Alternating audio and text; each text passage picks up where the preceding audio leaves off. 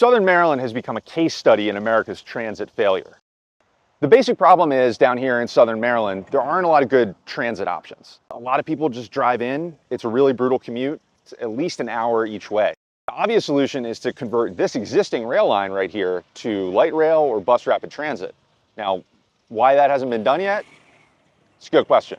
The vision is laid out in studies that go back to 1996, the latest study in 2017. The Southern Maryland Rapid Transit Study, which envisions light rail running from White Plains in Charles County south of Waldorf, north up the Route 5 corridor, much of it built in the median between existing lanes, connecting to Metro at Branch Avenue. Southern PG County, Charles County, it's really hard to get from these areas to places of employment in Washington, D.C. You can drive local roads pretty much the whole way, but there's no highway really that goes down there.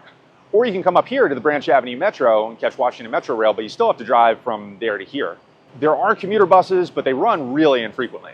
It's very difficult. I hate it. I wake up every day and I hate it. According to a Bloomberg News analysis of census data, the people who do this every day waste more time and money for the mile than any other commuters in the United States. Every time Southern Maryland Rapid Transit has been studied, it always gets ranked very highly as a top priority for the state.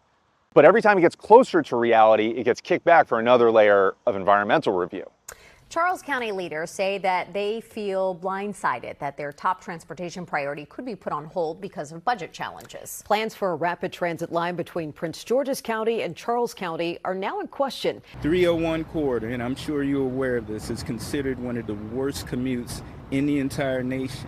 I spoke to the governor's people today. They said, this project, this bill will address, is number 36 on their list of 38 priority.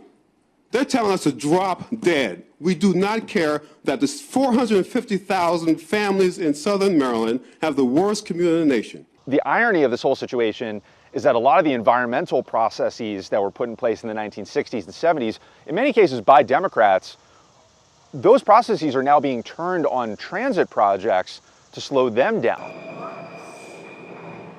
So what can we do to speed up this project? Step one is to increase state capacity. We simply need more people at the state and federal level that are working on these projects. The second thing we need to do is reconsider how we treat transit projects in the environmental review process.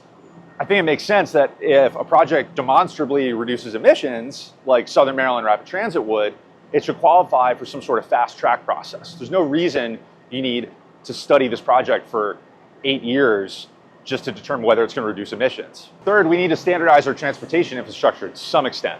One of the ways that countries like France and Spain can get a lot of transit infrastructure built very quickly and cheaply is because they have standard station types and standard vehicle designs. Right now, every transit agency in the country, in the United States, has different vehicles, different stations, everything's custom. That really drives up the cost. Transit isn't just about getting from point A to point B.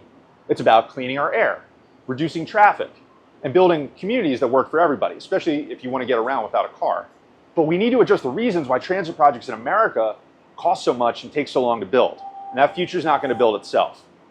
We need to get Southern Maryland Rapid Transit over the finish line. And in Congress, I'll be laser focused on that.